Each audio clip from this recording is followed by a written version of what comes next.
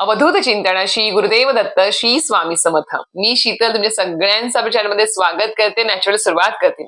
मंडळींनो, तुम्हाला पण तुमच्या घरामध्ये असे काही संकेत जाणवत आहेत का? म्हणजेच कुठले तर तुमच्या घरामध्ये एखादी व्यक्ती आहे किंवा एका मागे एक अशी व्यक्ती आहे जे सतत आजारी पडत आहे, त्यांचा आजार पण कमीच होत नाही आहे.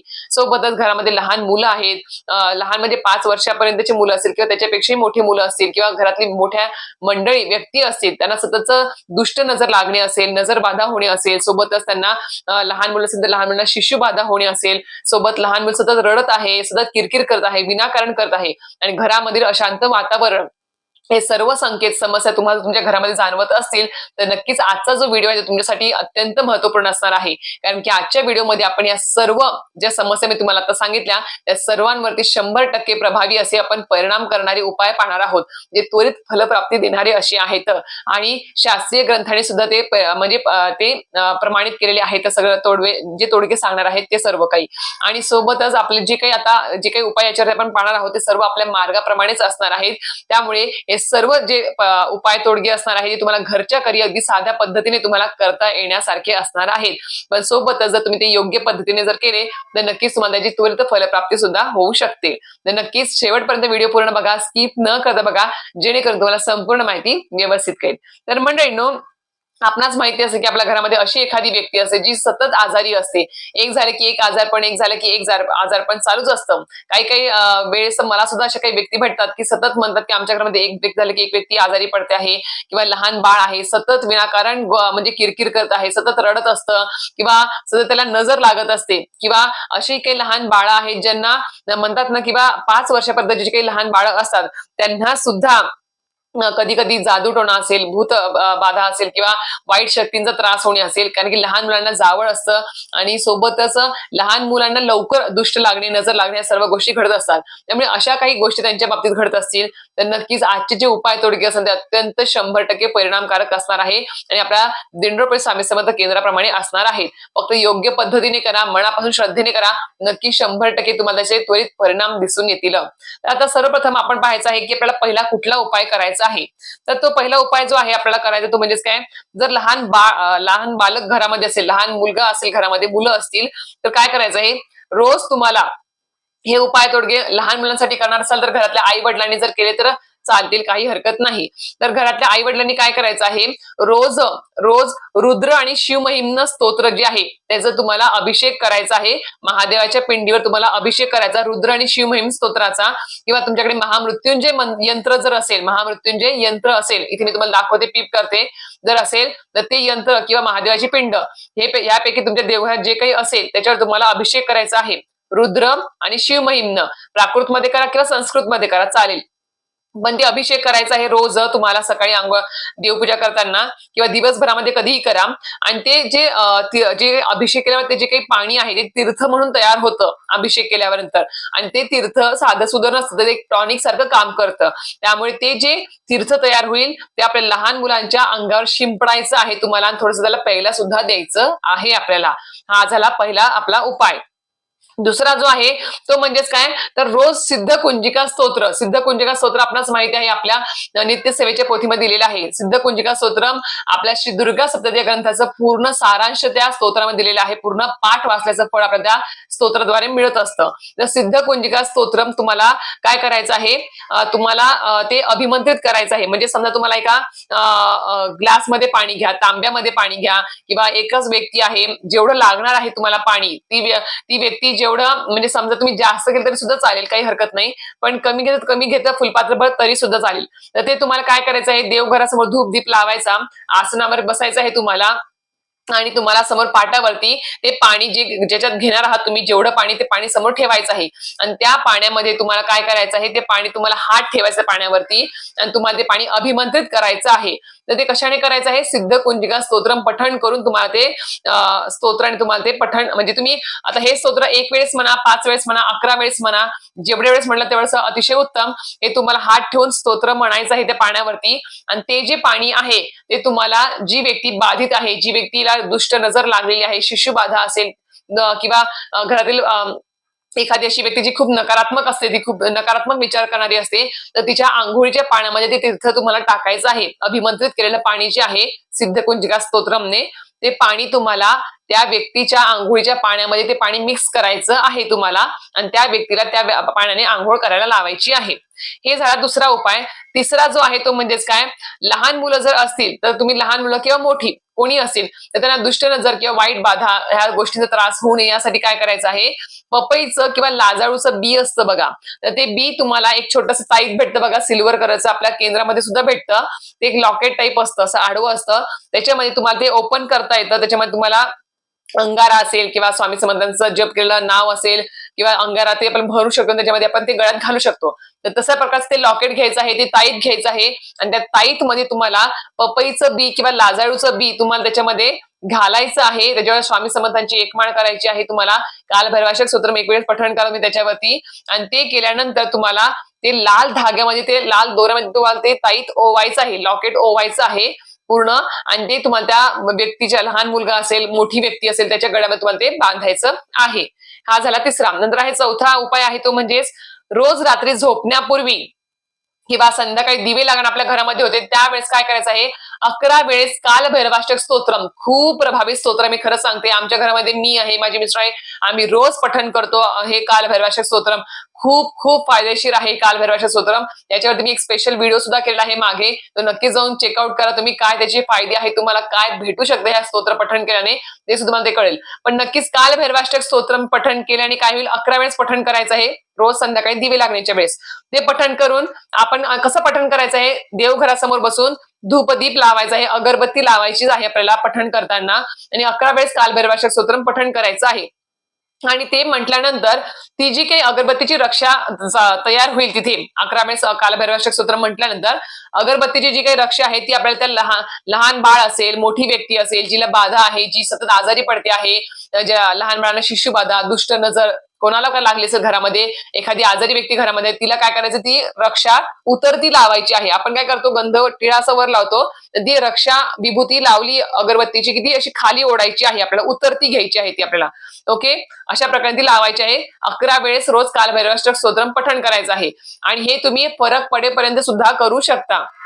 हे उपाय तोडगे आता मी तुम्हाला सगळे सांगते आहे, यातले तुम्हाला जो शक्य होईल तो नक्कीच करा, कारण की सगळे घरीच करण्यासारखे आहेत आणि सगळे साधे सोपे विना खर्चिक असे आहे, म्हणून तुम्हाला सांगते आहे. कारण की खूप लोक परेशान असतात, अशा सततचा आजारपण असेल, दुष्ट नजर असेल किंवा वाईट बाधेने घरामध्ये म्हणजे असं अक्षरशः पछाडलेलं आहे लोकांना, अशाने खूप परेशान झालेले असतात लोक. त्याच्यामुळे नक्कीच हे उपाय तोडगे तुम्ही करून बघा आणि अनुभूती घ्या.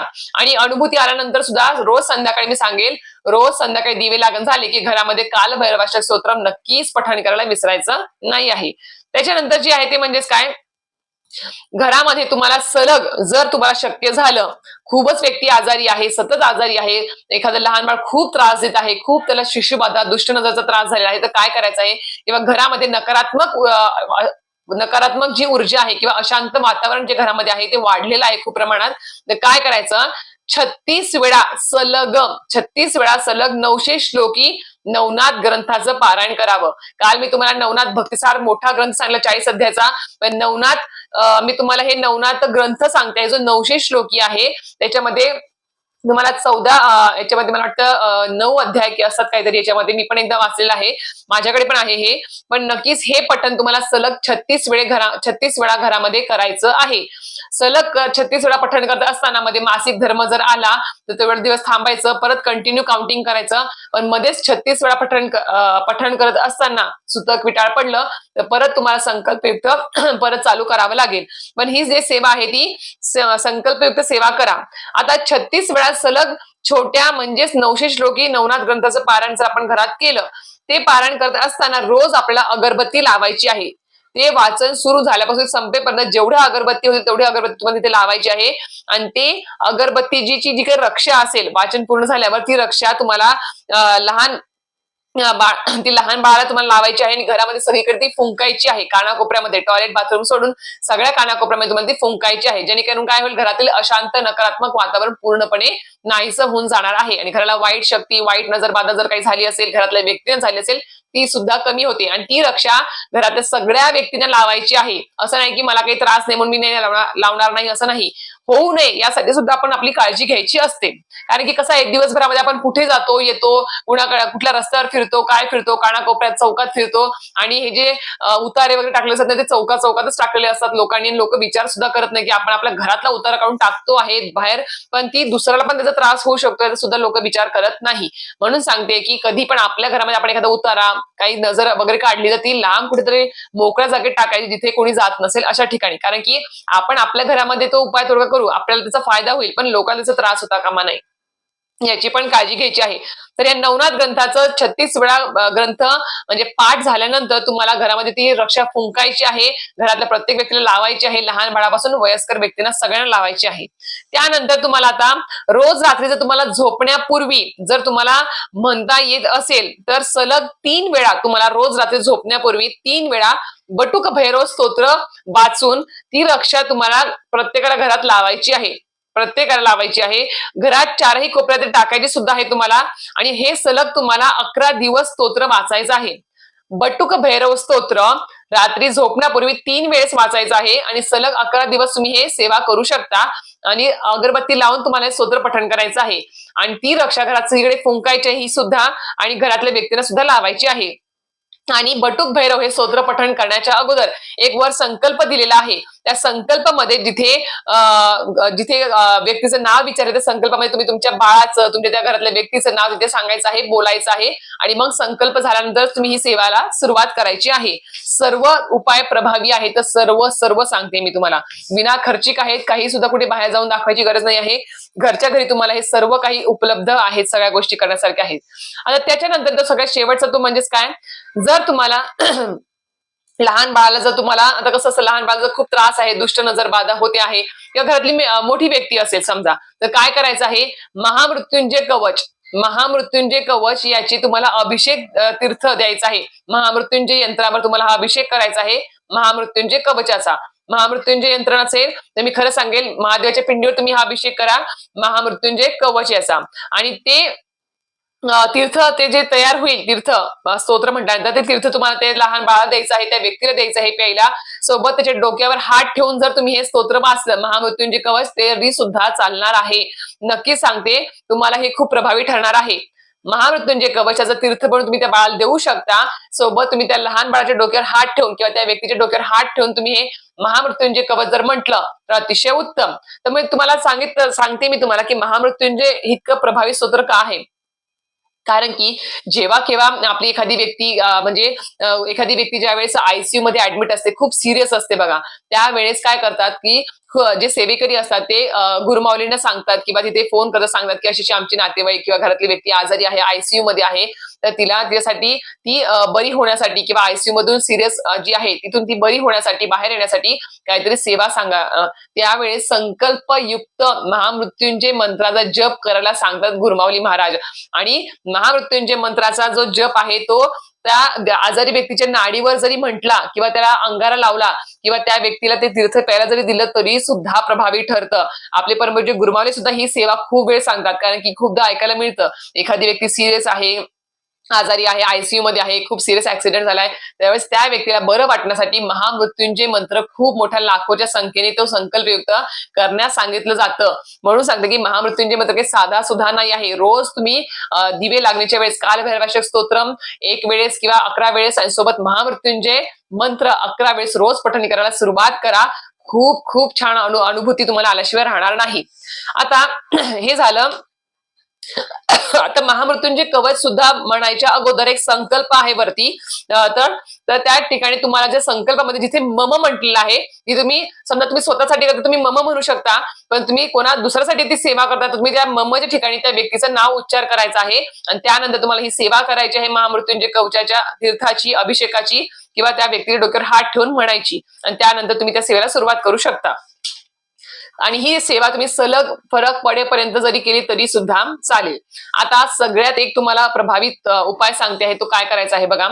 5 वर्षापर्यंतच्या बालकाला जर 5 वर्षापर्यंतच्या बालकाला जर रोगाची जादू टोण्याची बाधा किंवा दृष्ट लागली असेल त्याला, तर त्याच्या काय करायचं आहे, कारण की खूप वेळेस तुम्हाला सांगितलं की लहान मुलांना खूप जास्त त्रास होतो 5 वर्षापर्यंतच्या मुलांना, कारण की त्या लहान बाळ कुठे पण जातात येतात, कोणाच्या नजरेमध्ये येतात, गोंडस दिसतात, त्यामुळे त्यांना लवकर ह्या गोष्टी लागू होतात. अशा वेळेस काय करायचं आहे आपल्याला, तर यावेळेस आपल्याला म्हणजे ह्याला काय म्हणता येईल या उपाय तोडग्याला, शिशुबाधा निवारण. शिशुबाधा, लहान बालकाला जी काही बाधा झाली असेल ते निवारण होण्यासाठी ही प्रभावी उपाय आहे हा.